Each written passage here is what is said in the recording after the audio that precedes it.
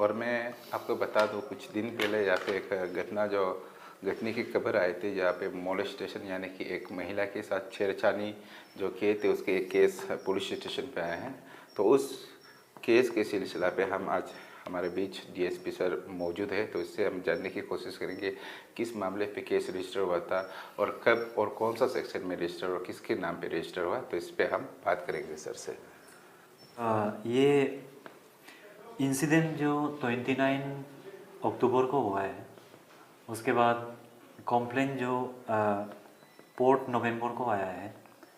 इसमें कॉम्प्लेनेंट है श्रीमती रिक्टर बुई, जो कि वाइफ ऑफ श्री केंगा बुई है। वो उसका एड्रेस है गौरी कॉम्प्लेक्स।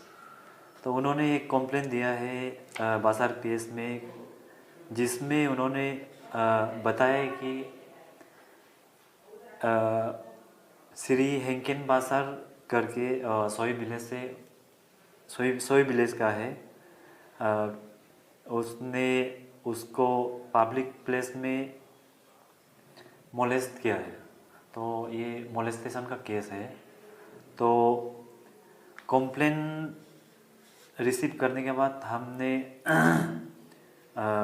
4 तारीख को ही केस रजिस्टर कर दिया। तो केस नंबर है 29/24 अंडर सेक्शन 74/75 BNS, जो नया कानून है। उसके बाद हमारा ऑफिसर SI मौलिक अमदक को एंडोर्स किया है इन्वेस्टिगेशन के लिए। तो ये बेसिकली सेक्सुअल हेरेसमेंट का केस हमने रजिस्टर किया है। इसमें आपका पनिशमेंट है 1 से 5 इयर्स तक। तो जैसे कि आपका सुप्रीम कोर्ट गाइडलाइन है, जहाँ में आपका पनिशमेंट 7 इयर्स से बिलो होता है।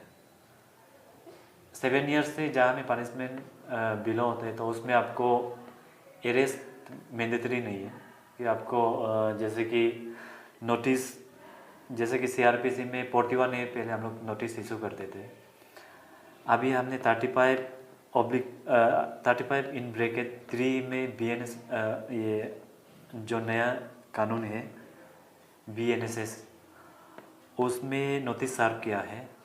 तो उन्होंने जो एक्यूज है वो नोटिस को कॉम्प्लाई करके थाना आके अपना स्टेटमेंट दर्ज किया है। तो इसमें जैसे कि मैं बता दूं कि अरेस्ट इज नॉट मैंडेटरी जब तक वो पुलिस का ऑर्डर को कॉम्प्लाई कर रहा है, तो अरेस्ट हम उसको नहीं कर सकते। ये सुप्रीम कोर्ट का गाइडलाइन है। उसके बाद investigation is basically on under way.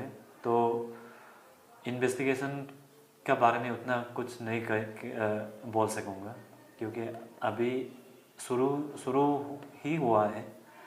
तो बाद में जैसे कि कुछ केस में प्रोग्रेस होगा तो हम टाइम टू टाइम आपको अपडेट करते रहेंगे। Thank you sir. तो जैसे कि हमारे जो पुलिस जो प्रशासन के डिप्टी सुपरिटेंडेंट पुलिस, इसने कहा है कि जो केस जो है 4 तारीख को रजिस्टर किया गया था और 5 तारीख को, यानी कि दोनों ही पक्ष के ऊपर इंक्वायरी जो बैठ रहे हैं, इन्वेस्टिगेशन जो चल रहे हैं, तो ये इन्वेस्टिगेशन के जो पार्ट है इसे पब्लिक तक नहीं पहुंचाया जाता, क्योंकि ये आपकी इन्वेस्टिगेशन का अलग से एक सेक्रेसी रहता है। तो जैसे सर ने कहा कि जो इंक्वायरी है चल रहा है, अगर इसी इंक्वायरी में अगर मिलता है तो ज़रूर आगे का जो है प्रमोट एक्शन लिया जाएगा।